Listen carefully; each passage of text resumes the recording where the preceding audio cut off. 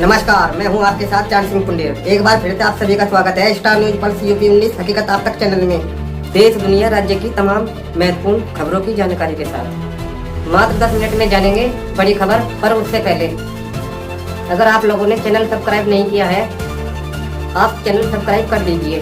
अगर वीडियो आपको अच्छी लगी है तो लाइक करके कमेंट बॉक्स में बताइएगा कि आप वीडियो को कौन से जिले, शहर, गाँव से देख रहे हैं। आइए नजर डालते हैं बड़ी खबरों पर आपके नए अंदाज में। खबर फटाफट।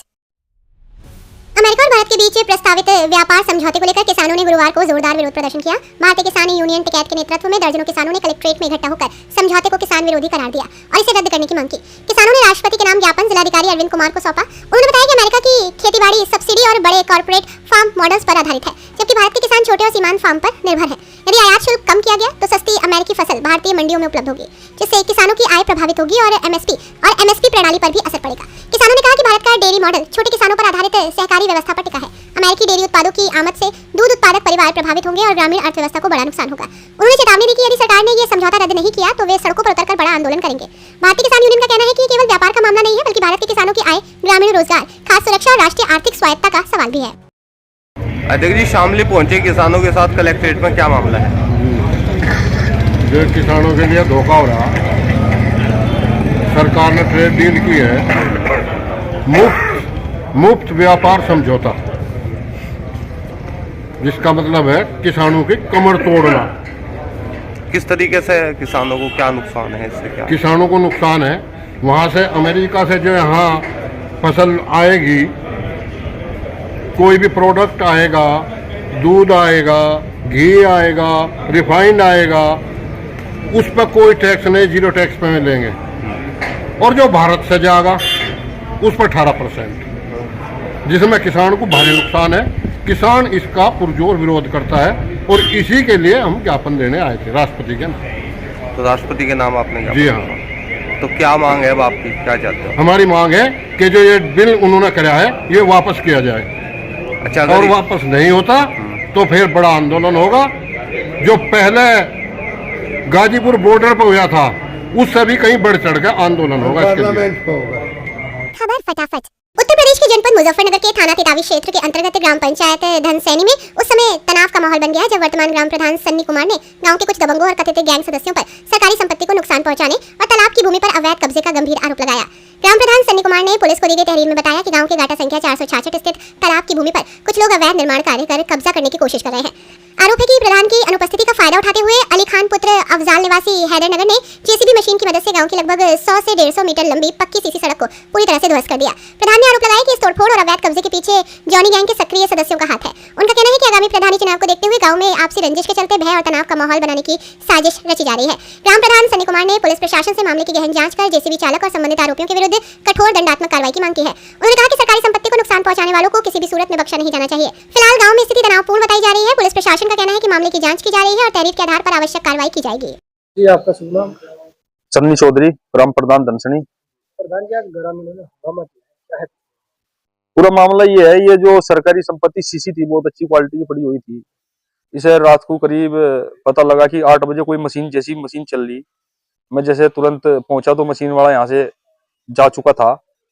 उसके बाद मैं 112 पे कॉल करी कि मेरी सड़क सरकारी ग्राम पंचायत की कैसे उखाड़ दी बिना अनुमति के। कोई सचिव के आदेश नहीं, कोई प्रधान ने कोई आदेश नहीं करा। उसके बाद अब मैं फिर सुबह ही गाँव वालों ने कहा कि आपने मेरा नाम ले रहे कि प्रधान जी आपने पढ़वाई क्या? मैं कहा भाई मैंने तो कोई नहीं पढ़वाई। मैं तो इस चीज की जब पता लगा कि मशीन किसकी थी तो मशीन वाले का नाम पता लगा, अली खान पुत्र अफजाल, ग्राम हैदरनगर। तो मैं कहा फिर मशीन वाला बताओगा किसने पढ़वाई? कोई गाँव वाला कोई जिम्मेदारी लेने को तैयार नहीं है। किस तरह की समस्या? अभी समस्या का सामना गरीबों को देखो कैसे चलेंगे, यहाँ को कैसे निकलेंगे। किस तरह की कार्रवाई? अब इस तरह की कार्रवाई चाहता हूँ कि जो जैसी सीसी थी ऐसी सीसी ही हो, और उनपे जो लोग इसमें सम्मिलित है उनपे कानूनी कार्रवाई हो। आगे सरकारी संपत्ति को उनकी तोड़ने की हिम्मत ना। खबर फटाफट। विधान परिषद के बजट सत्र 2026-27 के दौरान सदस्य विधान परिषद एवं भाजपा के प्रदेश उपाध्यक्ष मोहित बेनीवाल ने पश्चिम उत्तर प्रदेश में लीची अनुसंधान संस्थान की स्थापना का मुद्दा सदन में उठाया। उन्होंने कहा कि शामली, मुजफ्फरनगर, सहारनपुर, मेरठ सहित आसपास के जनपदों में पिछले कुछ वर्षों में लीची की बागवानी तेजी से बढ़ी है, जिसके चलते क्षेत्र में एक समर्पित अनुसंधान संस्थान की आवश्यकता महसूस की जा रही है। बेनीवाल ने अपने संबोधन में कहा कि प्रधानमंत्री नरेंद्र मोदी के नेतृत्व में किसानों की आय बढ़ाने के उद्देश्य से अनेक योजनाएं चलाई जा रही है। वहीं मुख्यमंत्री योगी आदित्यनाथ के नेतृत्व में प्रदेश के विभिन्न जनपदों में बीज भंडार, अनुसंधान केंद्र और कृषि से जुड़ी योजनाएं संचालित हो रही हैं। इसी क्रम में पश्चिमी उत्तर प्रदेश के लीची उत्पादक किसानों को भी संस्थागत सहयोग मिलना चाहिए। उन्होंने बताया कि क्षेत्र के किसानों को उच्च गुणवत्ता के पौधों की कमी, उन्नत तकनीकी मार्गदर्शन के अभाव और कीटनाशक और खाद की उपलब्धता जैसी समस्याओं का सामना करना पड़ रहा है। वर्तमान में उन्हें लीची से संबंधित अनुसंधान और तकनीकी जानकारी के लिए अन्य राज्यों, विशेषकर बिहार पर निर्भर रहना पड़ता है। भौगोलिक और जलवायु परिस्थितियों में अंतर होने के कारण वहाँ की तकनीक का पूरा लाभ किसानों को नहीं मिल पाता। बेनीवाल ने कहा कि यदि पश्चिमी उत्तर प्रदेश में लीची अनुसंधान संस्थान स्थापित किया जाता है तो स्थानीय जलवायु के अनुरूप वैज्ञानिक शोध, उन्नत तकनीक, प्रशिक्षण और गुणवत्तापूर्ण पौधों की सुविधा उपलब्ध होगी। इससे किसानों की आय में वृद्धि होगी और बागवानी क्षेत्र को नई दिशा मिलेगी। क्षेत्र के किसानों ने इस मांग का स्वागत करते हुए मोहित बेनीवाल का आभार जताया। उनका मानना है कि अनुसंधान संस्थान की स्थापना से हजारों बागवानों को प्रत्यक्ष लाभ मिलेगा और पश्चिमी उत्तर प्रदेश लीची उत्पादन के क्षेत्र में नई पहचान बन सकेगा। सभापति महोदय, आपकी अनुज्ञा से पश्चिम उत्तर प्रदेश के जनपद शामली, मुजफ्फरनगर, सहारनपुर, मेरठ व अन्य जनपदों में विगत वर्षों में लीची की बागवानी किसानों में लोकप्रिय हुई है। अतः पश्चिम उत्तर प्रदेश में लीची अनुसंधान संस्थान के निर्माण कराए जाने की ओर सम्मानित सदन का ध्यान आकर्षित करना चाहता हूँ। अवगत कराना है कि देश के यशस्वी माननीय प्रधानमंत्री श्री नरेंद्र मोदी जी के नेतृत्व में किसानों की आय दोगुनी करने के लिए अनेकों योजनाएं व कार्य किए जा रहे हैं। इसी क्रम में प्रदेश के यशस्वी माननीय मुख्यमंत्री श्री योगी आदित्यनाथ जी के नेतृत्व में किसानों के उत्थान के लिए उत्तर प्रदेश में अनेकों जनपदों में बीज भंडार अनुसंधान संस्थान में अनेकों योजनाएं धरातल पर सफलतापूर्वक संपन्न हुई। पश्चिम उत्तर प्रदेश में लीची बागवानी के किसान हैं, किंतु लीची के बाग लगाने व उत्पादन लेने में किसानों को विभिन्न समस्याओं का सामना करना पड़ रहा है, जैसे उच्च कोटि के पौधे न मिलना, कीटनाशक, अन्य खाद आदि। अभी किसान पूर्ण रूप से बिहार लीची अनुसंधान संस्थान पर निर्भर हैं, परंतु दोनों प्रदेशों की जलवायु व अन्य भिन्नता होने के कारण उसका लाभ भी किसानों को पूर्ण रूप से नहीं मिल पा रहा है। लीची अनुसंधान संस्थान का पश्चिम उत्तर प्रदेश में निर्माण जनहित में अति आवश्यक है। अतः लोक महत्व के इस विषय पर सदन के माध्यम से पश्चिम उत्तर प्रदेश में लीची अनुसंधान संस्थान के शीघ्र निर्माण कराए जाने की मांग करता हूँ। खबर फटाफट। मुजफ्फरनगर के थाना साइबर क्राइम पुलिस ने डिजिटल अरेस्ट और साइबर ठगी के बड़े मामले का खुलासा करते हुए 50,000 रुपए के इनामी समेत 3 शातिर आरोपियों को गिरफ्तार किया है। हैरानी की बात यह है कि तीनों आरोपी केवल 5वीं पास है और पिछले 6 महीने से गैंग बनाकर करोड़ों रुपए की ठगी को अंजाम दे रहे थे। गिरफ्तार आरोपियों के कब्जे से 2 मोबाइल फोन, एक चेकबुक और एक डायरी बरामद की गई है। पुलिस के अनुसार गृह मंत्रालय के ऑनलाइन पोर्टल प्रतिबिंब पर मिली शिकायतों के आधार पर जांच शुरू की गई थी। जांच से सामने आया कि आरोपी लोगों को डिजिटल अरेस्ट का डर दिखाकर ठगी करते थे। ठगी की रकम अलग अलग बैंक खातों में मंगाई जाती थी और बाद में उसे निकालकर USDT क्रिप्टो करेंसी में कन्वर्ट कर दिया जाता था। गिरफ्तार आरोपियों की पहचान नदीम पुत्र मेहरबान और गुरफान पुत्र मुस्तफा निवासी ग्राम कोटेसरा थाना चरथावल तथा मयूर अफजल राणा पुत्र नौशाद राणा निवासी सुजड़ू थाना खालापार जनपद मुजफ्फरनगर के रूप में हुई है। प्रारंभिक पूछताछ में आरोपियों ने बताया कि वे 5 से 10% कमीशन पर बैंक खाते उपलब्ध कराते थे। शिकायत दर्ज होने पर खाते फ्रीज हो जाते थे, जिसके बाद वे अन्य लोगों के नाम से नए खाते खुलवाकर ठगी का सिलसिला जारी रखते थे। पुलिस के मुताबिक बरामद खातों में 2 माह के भीतर करीब 30 लाख रुपए का लेन देन हुआ है। तो वहीं देश भर में इनके खातों के खिलाफ 70 शिकायतें दर्ज हैं, जिनमें करीब 85 करोड़ रुपए की फ्रॉड मनी का मामला सामने आया है। जांच में करीब 60 से 70 लाख रुपए की राशि इन खातों में ट्रांसफर होना पाया गया। एसपी क्राइम इंदु प्रकाश ने पुलिस लाइन में आयोजित प्रेस कॉन्फ्रेंस में बताया कि एक डिजिटल अरेस्ट मामले में 4 करोड़ 40 लाख की ठगी की शिकायत मिली थी। ट्रांजैक्शन ट्रेस करने पर रकम मुजफ्फरनगर से निकाली पाई गई। जांच में सामने आया कि आरोपी फ्रॉड की रकम खातों में मंगाकर उसे USDT में बदलते थे और कमीशन काटकर आगे ट्रांसफर कर देते थे। पुलिस ने बताया कि 2 आरोपी पहले सिलाई का काम करते थे, लेकिन अधिक कमाई के लालच में साइबर ठगी के धंधे में उतर आए। साथ ही मामले में कई धाराओं में मामला दर्ज हुआ, तो वहीं मुकदमा दर्ज कर आगे की विधिक कार्रवाई की जा रही है। 1.5 साल से लगभग 5वीं पास है ये। पिछले 1.5 साल से अलग अलग लोगों के खाते लगाकर ये पैसा उसमें आया करता था और इसका काम होता था कि उन खातों से पैसे को विड्रॉल करना और कैश के रूप में जो हमारा दूसरा अभियुक्त है गुफरान को देना। गुफरान भी जो है, ये दोनों लोग गुफरान और ये नदीम, ये चरथावल थे। फिर उसे USDT के रूप में खरीद के, पहले USDT में खरीदा जाता था, फिर यू से सेल किया जाता था और उससे फिर जो पैसा होता था ये लोग अपना कमीशन लेके उस पैसे को आगे बढ़ा देते थे। कमीशन जो है वो 5% से 10% तक अलग अलग लोगों का हो रखा है और इसमें ये 3 लोग हैं, इसमें और भी लोग हैं जाना। और उसके लिए जो US डॉलर में कन्वर्ट करने वाला आदमी था वो था ये मयूर, जो तीसरा हमारा अभियुक्त है, जो सुजड़ू का रहने वाला है। ऑनलाइन जो है इन फ्रॉडस्टरों ने एक ट्राडो करके ऐप बना रखी है। उस ऐप के माध्यम से सभी जितने फ्रॉडस्टर्स हैं वो जुड़े हुए हैं और पैसे को, प्रतिबिंब पोर्टल जो है वो भारत सरकार द्वारा चलाया जाता है, जिसमें अपराध हिंदुस्तान के किसी भी क्षेत्र में हो, लेकिन अगर उसका कोई संबंध जनपद मुजफ्फरनगर से है तो उसको वो हमें शो कर देता है कि यहाँ पर जो है इनका अपराध यहाँ हुआ है, पर करने वाले या उनका कोई कनेक्शन मुजफ्फरनगर से है।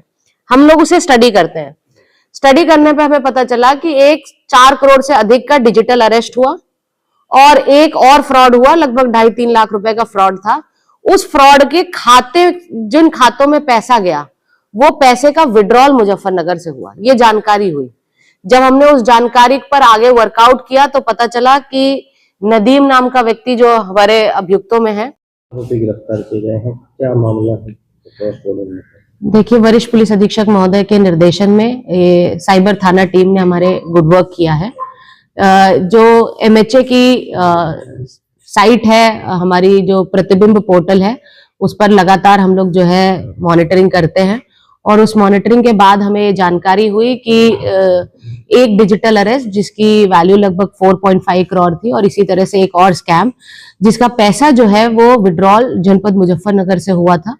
जब हमने वो ट्रेस किया तो हमने पाया कि गुफरान और नदीम नाम के 2 लड़के हैं जो जनपद मुजफ्फरनगर में चरथावल थाना क्षेत्र के रहने वाले हैं, जिनके द्वारा ये पैसा विड्रॉल किया गया है।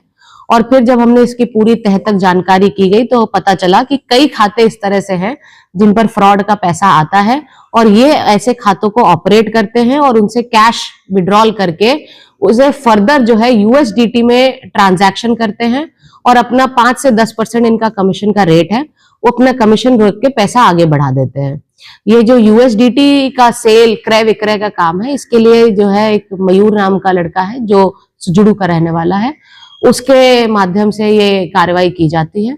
तो इस तरह से ये गैंग के रूप में काम कर रहे हैं और स्कैम होने के बाद फ्रॉडस्टर मनी को इन खातों में मंगाकर उसे USDT में कन्वर्ट करके अपना कमीशन रोककर ये कार्रवाई कर रहे हैं।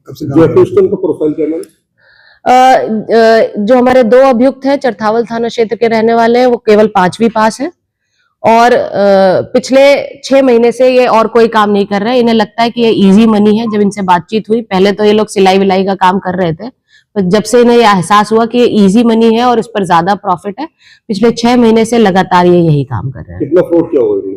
इनके खातों और इनके फोन नंबरों को जब हमने एनालाइज किया और इनके डिटेल्स को जब एनालाइज किया तो लगभग पूरे इंडिया में 70 शिकायतें दर्ज हैं, जिसमें लगभग 85 करोड़ का फ्रॉड मनी इन्वॉल्व है और इनके द्वारा जिन खातों से विड्रॉल किया गया है, जिन खातों को चलाया जा रहा है, उनमें लगभग 60 लाख रुपए का ट्रांजैक्शन हुआ है। एक जो डिजिटल हाँ, किसी को कोई ड्राइवर है, कोई रेडी चला रहा है, उनके खातों को लेते हैं ये। बैंक खातों की एनालिसिस कितने इन्वॉल्व है, अभी इस पर जानकारी की जा रही है। ये जो डिजिटल अरेस्ट किया था, ये कहाँ के थे, कौन थे जिन्होंने किया? ये तमिलनाडु की शिकायत थी। खबर फटाफट। भारतीय किसान यूनियन के सैकड़ों कार्यकर्ताओं और किसानों ने गुरुवार को जिला कलेक्ट्रेट पर धरना प्रदर्शन कर भारत अमेरिका कृषि समझौते को रद्द करने की मांग की। प्रदर्शनकारियों ने हाथों में भारत अमेरिका कृषि समझौता बंद करो और हमारा खेत हमारा अधिकार जैसे पोस्टर लेकर नारेबाजी की। किसानों ने प्रधानमंत्री के नाम पर ज्ञापन जिला प्रशासन को सौंपा और कहा कि यह समझौता भारतीय किसानों के लिए हानिकारक है। किसानों का कहना था कि अमेरिका से कृषि उत्पाद आने पर स्थानीय किसानों की पैदावार बर्बाद हो जाएगी। सरकार चाहे कितना भी दावा कर ले कि इससे किसानों को फायदा होगा, लेकिन किसानों का मानना है कि वे इससे नुकसान में ही रहेंगे।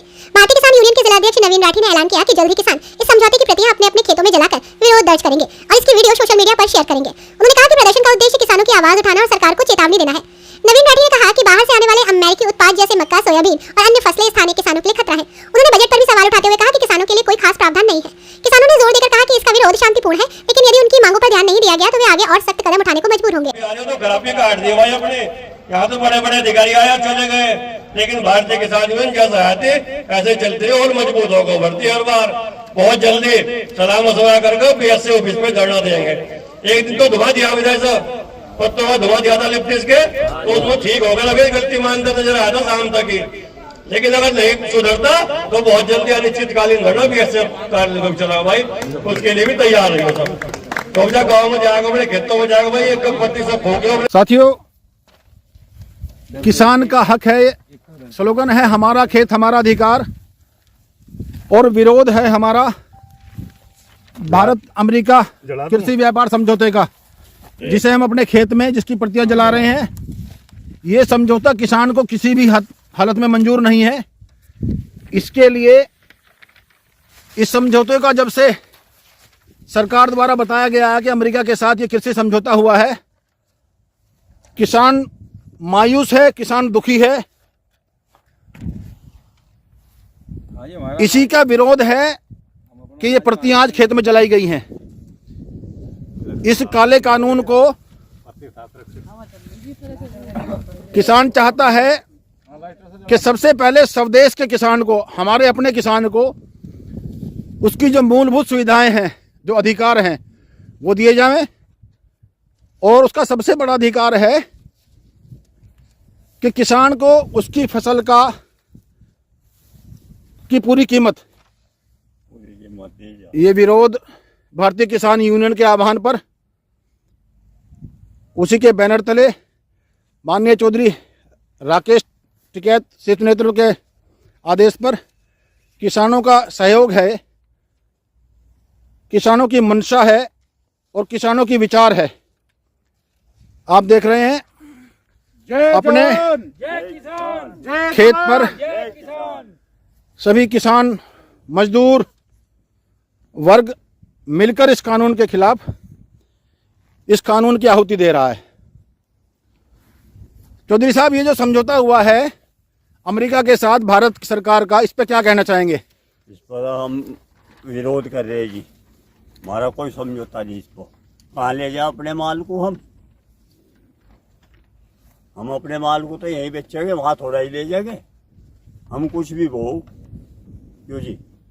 तो इससे आप खुश नहीं हैं? ना जी, इससे खुश नहीं है जी। क्या कहना चाहेंगे? हम तो अपना ये है, यहीं से बिकना चाहे हमारा माल। हम बाहर का माल कहाँ लेकर जाएंगे? हमारा खेत, हमारा बीज, हमारा खेत, हम अपना बीज अपने खुद उगा करके, तो फिर इसको कहाँ पर लेकर जाएंगे हम? जी, धन्यवाद सभी का। जा रहा है धरना के आज हमारा प्रदर्शन था, जो भारत अमेरिका मुक्त व्यापार जो ट्रेड डील हुई है उसके विरोध में हम यहाँ से प्रदर्शन किया। फिर अधिकारियों को ज्ञापन देंगे प्रधानमंत्री के नाम, क्योंकि ये किसानों के खिलाफ है। भारत के किसानों को बहुत बड़ा नुकसान है, इसे रद्द करा जा। इस तरह की डील है, क्या है इसमें? जो भी है, बाहर से सामान यहाँ से आवेगा, अमेरिका सामान यहाँ होगा, तो यहाँ के किसान का क्या होगा भाई? मान लिया दूध बाहर से होगा, मक्का, जवार, सोयाबीन सब बाहर से आ जाएंगे, तो यहाँ का किसान तो बर्बाद हो जाएगा, लुट जाएगा। तो ये कि भाई समझौता है रद्द किया जा। सरकार तो कह रही है कि किसानों के हित संरक्षित रखे गए हैं। बस सरकार तो कहेगी, सरकार तो इसके फायदे नहीं बता पा रही किसानों को। अब तक तो बता नहीं पाए, पहले नहीं बता पाए, पहले MSP नहीं दे पाए, फंडा लिया है काट कर, नए नए फंडे ला रहे काट के। तो आगे क्या रणनीति है? जैसे अभी कहा कि सब लोग खेतों पे जाएंगे, पत्तियां जलाएंगे। हाँ, ये जो 20 की पत्तियां जलाओगे अपने खेतों में जाकर वो वीडियो जारी करेंगे सभी किसान। यो कहा गया सबको, किसानों से आपने बात की है, संबंध में उनका कहना है? सब बात हो रही, अगर जो भी होगा बता दिया जाएगा आपको भी। बजट भी जारी हुआ है कल। बजट में कुछ नहीं है किसानों के लिए, कुछ नहीं था बजट में, कोई खास बजट नहीं था। ये सब चुनावी बजट था, चुनाव आ रहे 2027 उसका बजट था। तो कुछ नहीं मिला किसानों कुछ नहीं, किसानों को तो लूटने का काम कर, ठगने का काम कर रहे भाई। तो कुछ किसान संगठन तो आभार व्यक्त कर रहे हैं कि वे कर रहे होंगे, उनका पता हो, और बाकी ऐसा कुछ नहीं है बजट में। आपके हिसाब से क्या होना चाहिए था? किस तरह की उम्मीद थी बजट से? भाई किरजा माफ होता किसानों का, गन्ने का रेट 500 रुपये होता, जो भी यहाँ जो किसानों के फायदे की चीजें में होती। ठीक है। खबर फटाफट।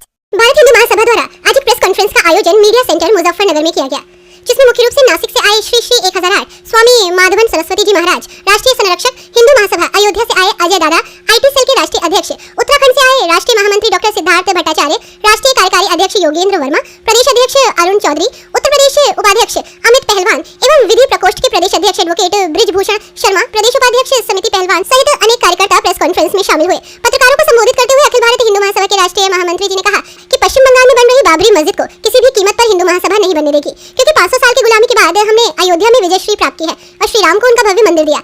हुमायूं कबीर की मानसिकता दर्शाती है कि देश में दंगा कराना चाहते हैं, हिंदू मुस्लिम को लड़ाकर देश को स्थिर करना चाहते हैं। यदि हुमायूं कबीर ने अपने हट और जिद के कारण बाबरी मस्जिद का निर्माण किया तो उसका भी वही अंजाम होगा जो अयोध्या में हुआ है। हुमायूं कबीर को समझना चाहिए कि ये हिंदुस्तान है, पाकिस्तान नहीं। यहाँ पर हिंदू मुस्लिम साथ साथ रहते हैं, लेकिन कबीर जैसे लोग हिंदू और मुसलमानों को आपस में लड़ाकर केवल अपनी राजनीतिक रोटियां सेकना चाहते हैं। हिंदू महासभा के राष्ट्रीय संरक्षक श्री 1008 स्वामी माधवानंद सरस्वती महाराज ने कहा कि जिस प्रकार मक्का मदीना में हिंदुओं का प्रवेश वर्जित है, उसी प्रकार भारत में भी सभी धार्मिक स्थलों पर मुसलमानों का प्रवेश वर्जित कर देना चाहिए, क्योंकि इनके कारण अनेक बार देश में दंगों की स्थिति पैदा हो रही है। IT सेल के राष्ट्रीय अध्यक्ष अजय दादा अयोध्यावासी ने कहा कि लोग भाईचारे की बात करते हैं, लेकिन भाईचारा उस वक्त कहां गया था जब जम्मू कश्मीर में लाखों कश्मीरी पंडितों को रातों रात कत्लेआम कर दिया गया। बंगाल में बांग्लादेश में सरेआम हिंदुओं को मारा जा रहा है। अब वो भाईचारा कहां है?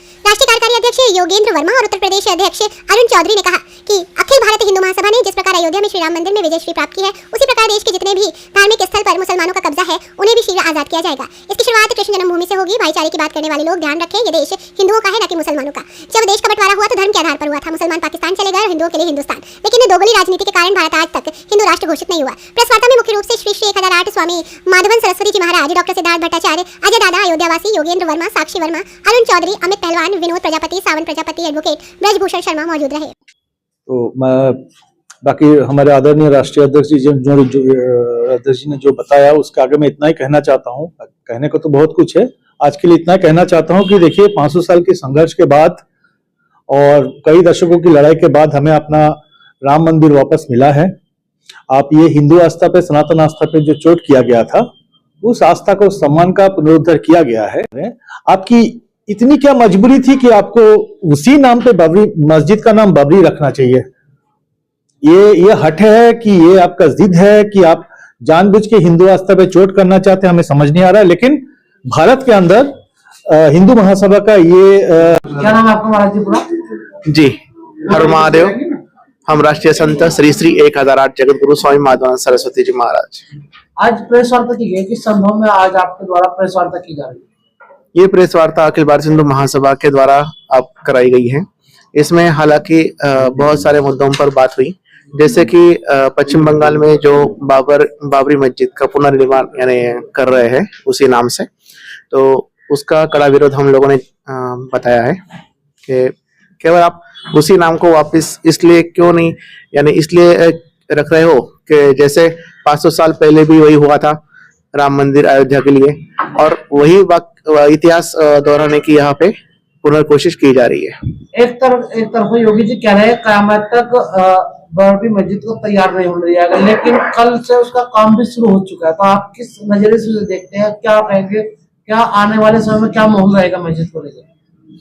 मस्जिद को लेकर हालांकि अगर काम नहीं रोका गया तो सभी हिंदू संगठन इसका कड़ा विरोध करेंगे, और हालांकि हम नहीं चाहते कि आगे जाके कोई युद्ध की स्थिति यानी अंतर युद्ध की स्थिति अपने भारत में पैदा हो। क्या आपके संगठन के द्वारा यहाँ से कुछ किया जाएगा पश्चिम बंगाल के लिए? जी, अगर समय पड़ा तो हम सब उसको रोकने के लिए आगे बढ़ेंगे। क्या नाम आपका? योगेंद्र वर्मा, राष्ट्रीय कार्यकारी अध्यक्ष अखिल भारत हिंदू महासभा। आज आप लोगों के द्वारा प्रेस वार्ता की जा रही है, किस संबंध में प्रेस वार्ता? देखिए, आज अखिल भारत हिंदू महासभा द्वारा इस प्रेस वार्ता करने का एक ही उद्देश्य है, बाबरी मस्जिद जो पश्चिम बंगाल बन रही है उसका विरोध करना। इसके अलावा जितने जो हिंदुओं पर अत्याचार हो रहे हैं उसका विरोध करना। पश्चिम बंगाल में बाबरी मस्जिद के नाम से मस्जिद बना रहे हैं, जिसका हम पूर्ण रूप से विरोध करते हैं, क्योंकि एक कलंक को मिटाने में हमें 500 साल लग गए। अब दूसरा कलंक बनने को तैयार हो रहा है, तो हम इसका विरोध करते हैं। या तो पश्चिम बंगाल सरकार या भारत सरकार इसे रोके, वरना हिंदू महासभा के कार्यकर्ता पश्चिम बंगाल कूच करेंगे। जिस तरह से उत्तर प्रदेश के मुख्यमंत्री कह रहे हैं कि क़यामत तक बाबरी मस्जिद नहीं बनने दी जाएगी, लेकिन उसके बाद भी मुर्शिदाबाद में जो वहाँ के जो विधायक हैं, MLA हैं, उनके द्वारा कल काम शुरू करा दिया गया है। बड़ी संख्या में वहाँ पहले नमाज करी गई, उसके बाद वहाँ पर काम शुरू कर दिया। देखिए, जो योगी महाराज जी ने कहा बिल्कुल सत्य कहा है, क्योंकि बाबरी मस्जिद का निर्माण तो भारत में बिल्कुल नहीं होगा। चाहे उसके लिए हिंदू संगठनों को, हिंदू वीरों को, संतों को अपनों का प्राणों का बलिदान भी देना पड़े, लेकिन वहां पर इस मस्जिद का निर्माण नहीं होगा। कुछ ही दिनों में वह निर्माण रोक दिया जाएगा। आपके जो संगठन है, क्या रणनीति रहेगी आगे, क्या आप लोग भी वहां के लिए प्रस्थान करेंगे? देखिए, अगर जरूरत पड़ी तो हिंदू महासभा के जो मुख्य पदाधिकारी हैं वो सभी पश्चिम बंगाल जाएंगे और वहां पर जाकर इसका पुरजोर विरोध करेंगे। क्या नाम आपका? मेरा नाम डॉक्टर सिद्धार्थ भट्टाचार्य है।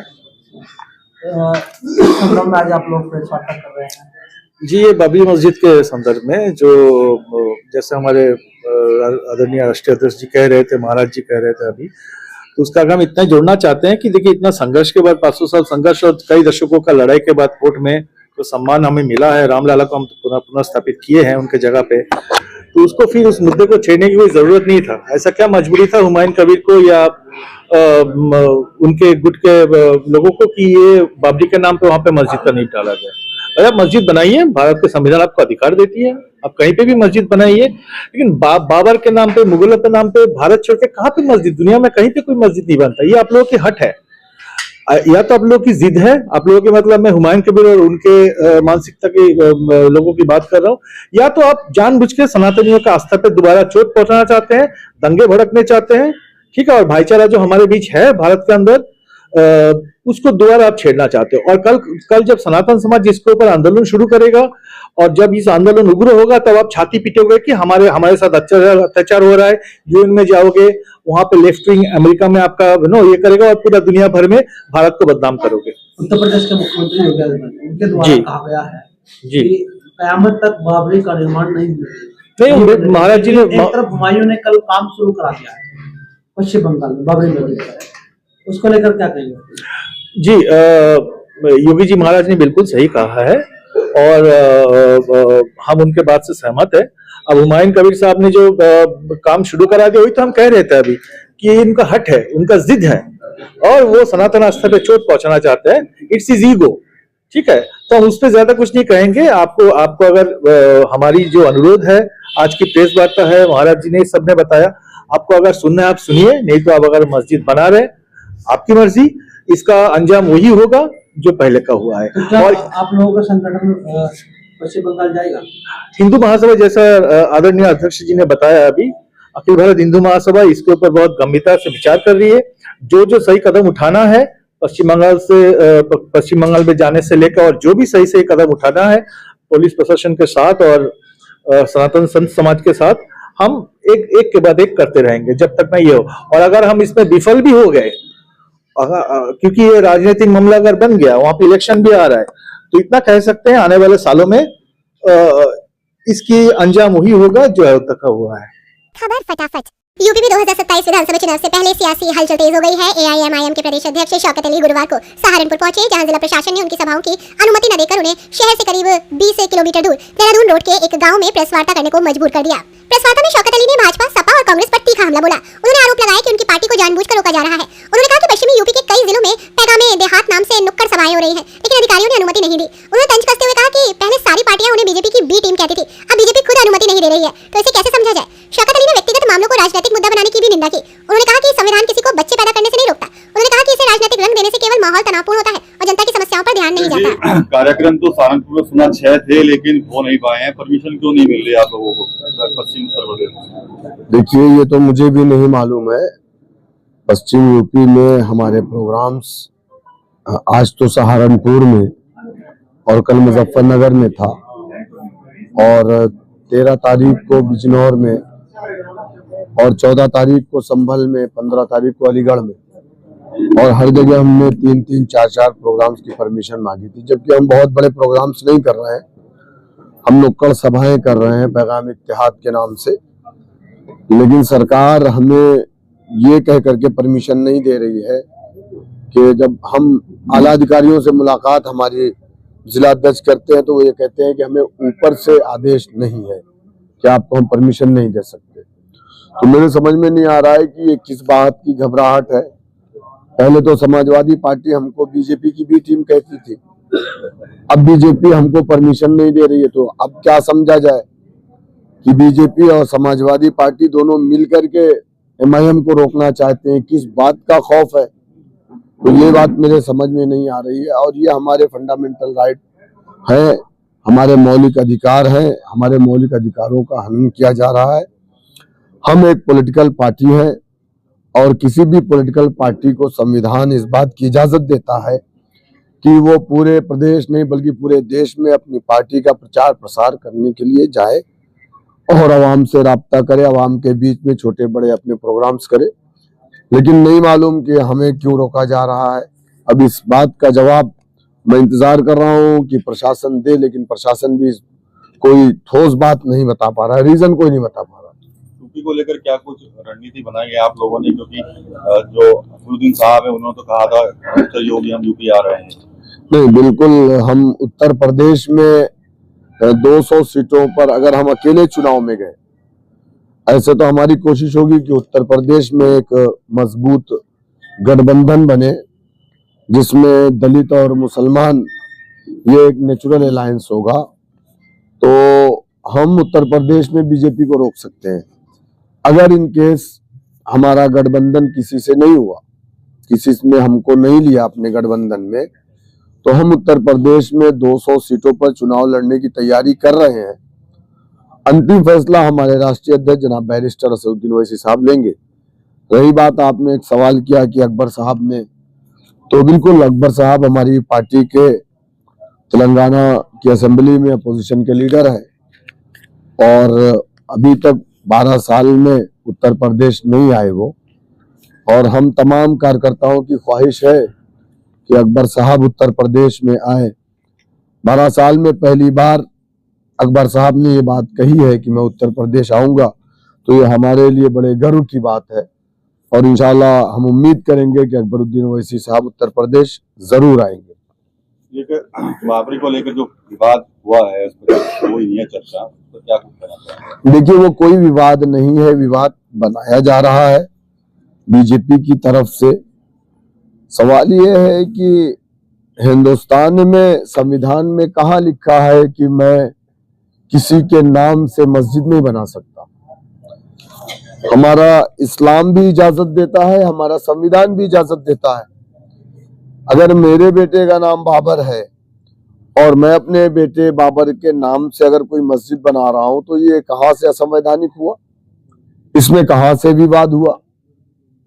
अगर मेरे बेटे का नाम औरंगजेब है, मेरे बेटे का नाम तैमूर है, मेरे बेटे का नाम अलाउद्दीन है, तो इसमें कहां से विवाद हुआ? भाई, हमारे देश का संविधान इजाजत देता है। या फिर आप एक काम करिए, आपको लगता है कि ये विवादित बात है या ये विवादित काम है, तो आप हिंदुस्तान की पार्लियामेंट में कानून बना दीजिए कि इन नामों से आप किसी भी धार्मिक स्थल का निर्माण नहीं कर सकते। तो ऐसा कुछ नहीं है, तो राइट है हर किसी को किसी के भी नाम से बना सकता है। सर, मुस्लिम तो अल्लाह की इबादत करता है, तो अल्लाह के नाम से मस्जिद क्यों नहीं बनती है? बाबर के नाम से क्यों बनती है? नहीं, बाबर नाम से बनने में तकलीफ क्या है? बन सकती है, ये कोई बहुत बड़ा इशू नहीं है। मैंने कहा ना कि इस्लाम में इस चीज की ममानियत नहीं आई है।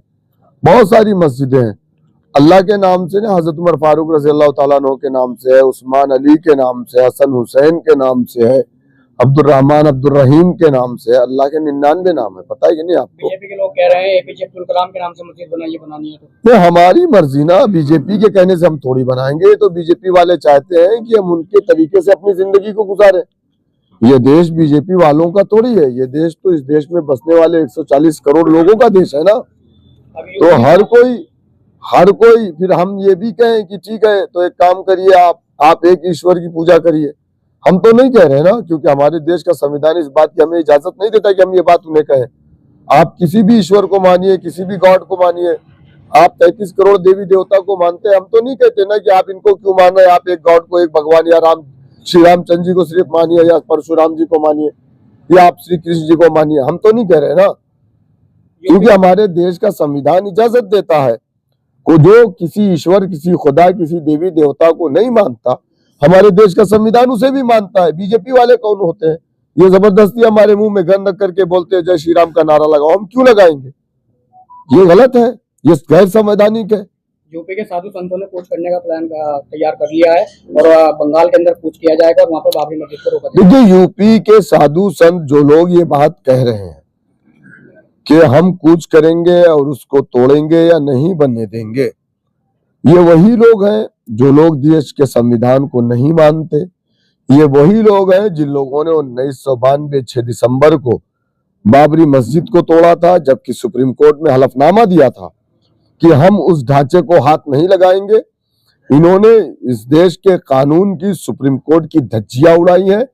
ये लोग कानून को नहीं मानते, ये लोग कानून को नहीं मानते और अपने आप को कहते हैं कि हम राष्ट्रवादी हैं, अपने आप को कहते हैं हम देश प्रेमी हैं।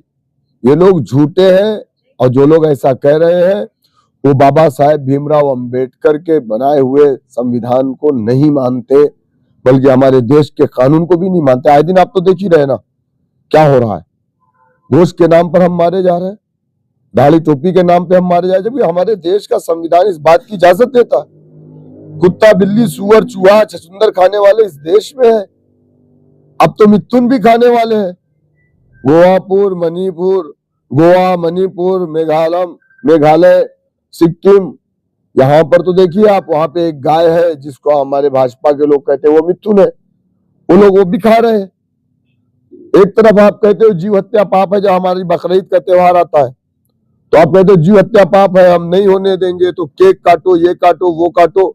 और ये क्या हो रहा है, बीफ एक्सपोर्ट कितना हो रहा है हमारे यहाँ से, और कौन कर रहा है?